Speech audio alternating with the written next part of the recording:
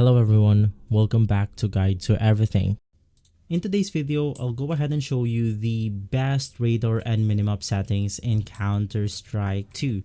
So the first thing that you want to do is to simply head over to your settings of Counter-Strike 2, and from here, you then want to click on Game, click on Radar, and inside you will be able to see every settings of the radar that we can go ahead and edit.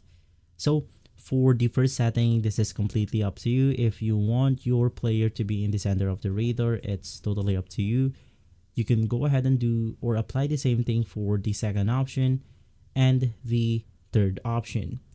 Now for here, you then want to go ahead and make sure to maximize this or turn the slider all the way to the maximum for the background opacity. Now for the HUD size, once again, you want to do the same thing so you can go ahead and see better of your minimap.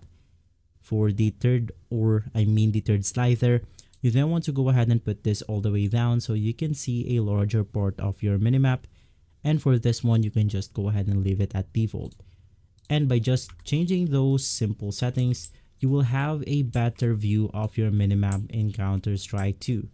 If this video has been helpful, leave a like, subscribe, and follow Guide to Everything for more videos like this. Thanks for watching.